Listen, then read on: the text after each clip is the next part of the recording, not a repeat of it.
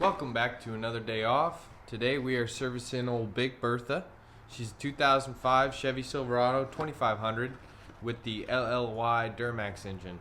Today we're doing a fuel filter replacement. So you see I got a genuine fuel filter. I ended up getting this one off Amazon, so I'll send you the link in the description so you can pick one up yourself. Found the pricing is the best. Also getting it shipped to the house was real easy. I like to use genuine AC Delco parts. But the reason why I wanted to pull out the box is before we're doing the job, I want to make sure we got the O-rings. There's no sense in going in there if you're not going to renew the O-ring on the fuel and water sensor, as well as the O-ring that fits the filter assembly to the housing. So let's get cracking and work on something a little different. So first things first, we want to get into the wheel well. I like to use a tool like this. It's a little fork. Flathead screwdriver will work fine as well. But we want to get in and we want to pop out all of these rivets, all these push pins. Get in there, pull the center pin out. And I like this tool because it has some leverage in the fork, which is really nice. We want to get all these push pins out. We want to be able to get access to the fuel filter. Two.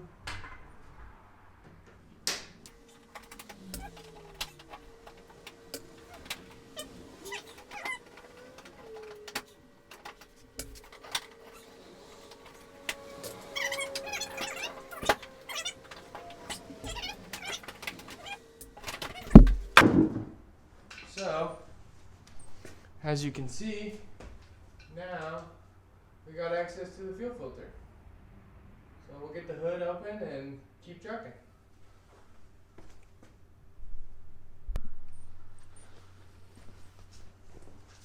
Alright, so we got the hood open, we got access to the fuel filter.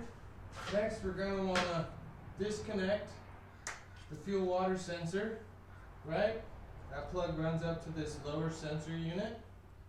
That just detects if you got water in your fuel. Next I'm going to just take a pair of oil filter pliers, get this drip pan situated a little bit.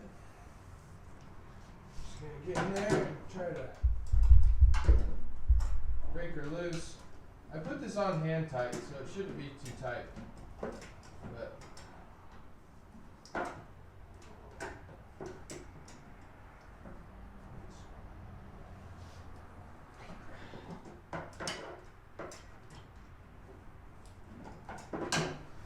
now they usually don't dump too much diesel. It's usually a pretty mild mess getting them off, but we use the drip pan just in case. Just turn it off counterclockwise and she's out. Easy as pie, nothing dripped, but we got some old diesel in the filter. So we'll let her drain out and then let's take it over to the bench. Show you what's going on.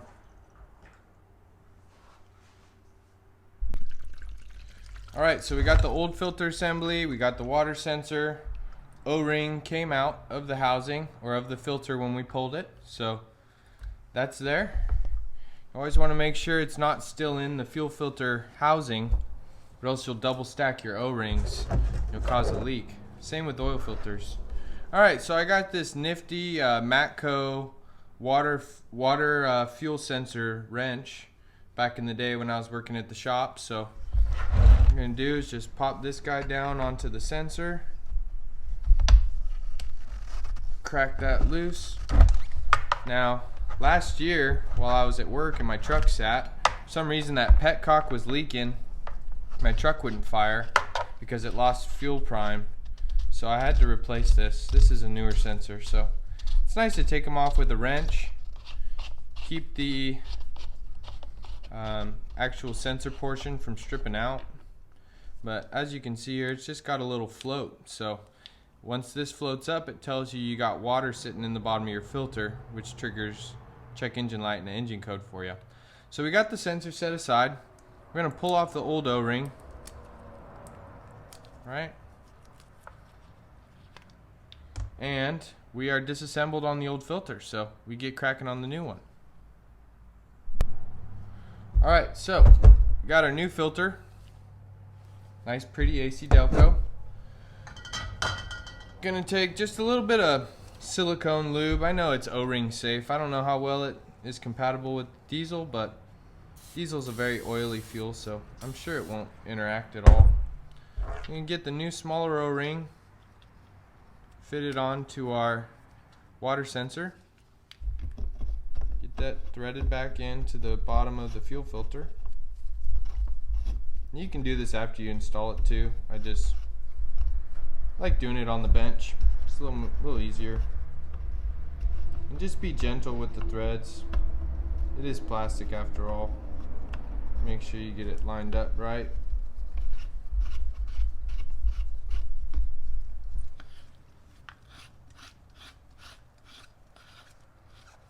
Now some people will pre-fill these in order for their engine to maintain fuel prime. However, talking with my diesel mechanic I used to work with in the past, he said there was no reason to. You don't have to worry about it. You just have to pump up the plunger on the fuel filter assembly, which I'll show you how to do that afterwards. So, sensor's nice and snug, didn't torque it down too crazy. This O-ring's kind of funky. I'm gonna try it and see, but it's almost like a triangular O-ring, if you can see that. I don't really like that much. But we'll test fit it, see how it looks. Hit this with some silicone. Wait to run it through. Alright. And get that seated on the housing, or on the filter. So you can see it's decent. It might be the factory style. I'm no diesel mechanic.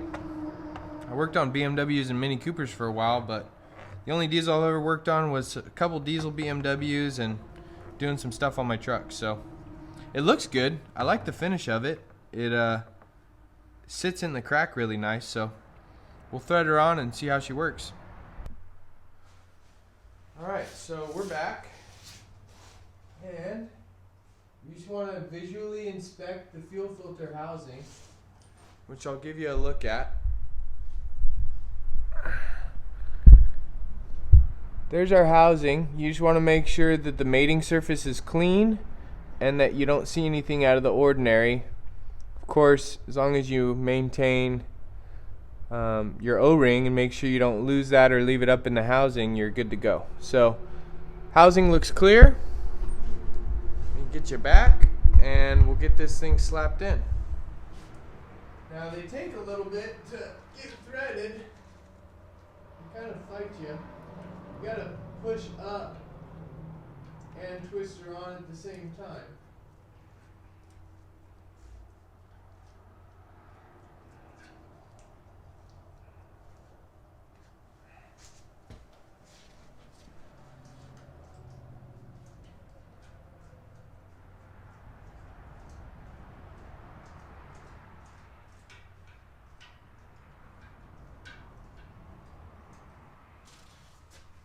Alright, that's threaded. Now we're just gonna snug her down real quick. If I can do it without getting in the way. And just a little snug, right? Water sensor gets plugged back in.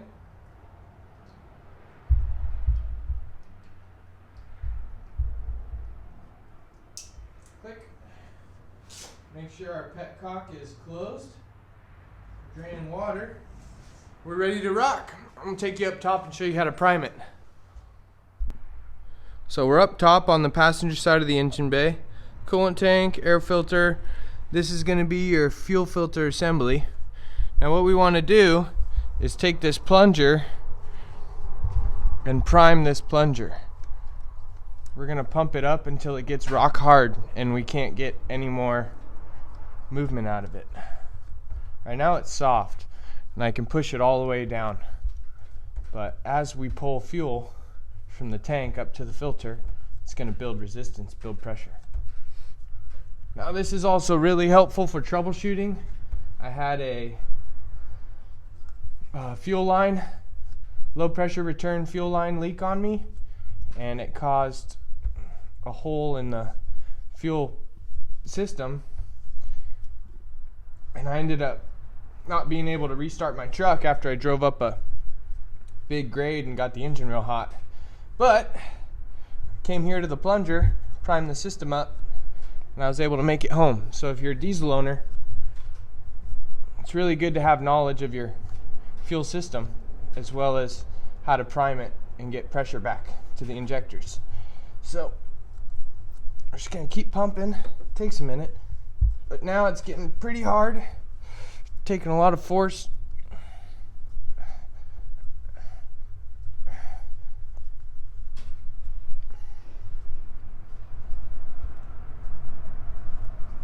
All right, that should be sufficient.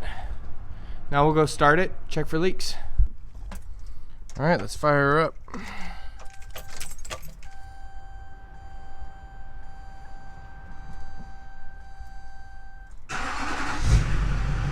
Right away. Right, and if we wouldn't have primed that fuel system, it would have taken a long time to crank. So, she's running.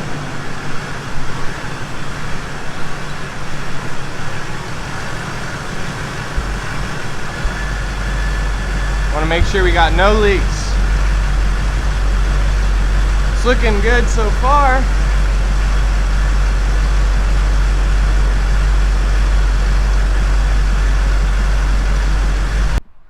Now for the last part, I figured I might as well show you how to reset it, or at least to my knowledge. If there's any other Chevy guys in here, be sure to comment, let me know what the best procedure is, but I found that if I just toggle through the fuel settings, I'd get to my fuel filter life. And these Chevys are really easy. Go down to the enter button, and I'm just probably gonna press and hold till it does something. There we go. Press it again, boom, fuel filter 100%. So, besides checking it for leaks again, getting the fender panel back on, we're almost done. So leak check is good, and we're gonna slap this fender well back in. What I like to do is start with getting it behind the shock tower, and then just start with like a central push pin, just to keep her held up in place. Now, there's two different kinds of holes. There's ones that are large, that have basically nothing behind them, just a straight hole, right? And then there's ones that have square fittings here, just for different style of push pins. Not every push pin goes in every hole. These circular ones are going to take a standard style that flare out. These ones are going to take the barbed push pins that are just one piece. So let's get this thing back in. Like I said, I just like to start in the middle. That way it sort of holds everything up, and just wiggle it around. You'll be able to visually see the holes through the fender well.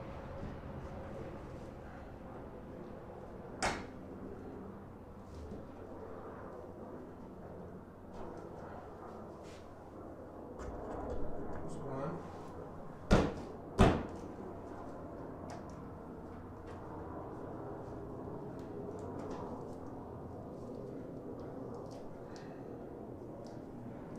These kind of suck. I got a mismatch of push pins too. Just because I've taken this panel off before and lost them, dropped them. Now here on this side, the passenger sort of slides in behind the fender, or the fender flare if you have them on your truck, which I do. Just keep working your way around. You definitely don't want to half-ass putting the fender back in, because I had it come out on me, and that's why I'm missing a big chunk of the front end of my fender, because it started dragging on me while I was driving.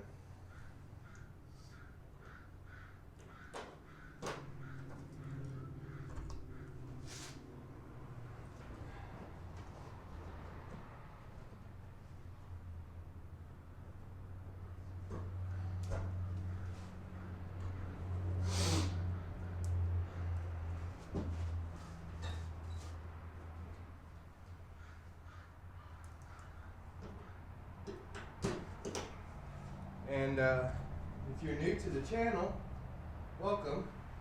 I'm new too. Be sure to chime in with what you're interested in, maybe what you'd like to see more of, you know? Going for information and entertainment, so let me know what you want to see. Drop a comment, say hello. Let me know what you want me to do as far as cars go.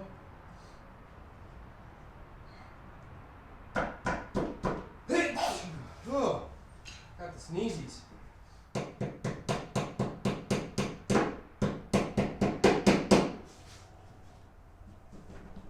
Alright. We're in, she's snug. God bless. And that's how you do the fuel filter service on a 2005 Duramax LLY. I'm sure this applies for lots of different diesel options. Applies for just lots of fuel filters in general. So, hope you enjoyed.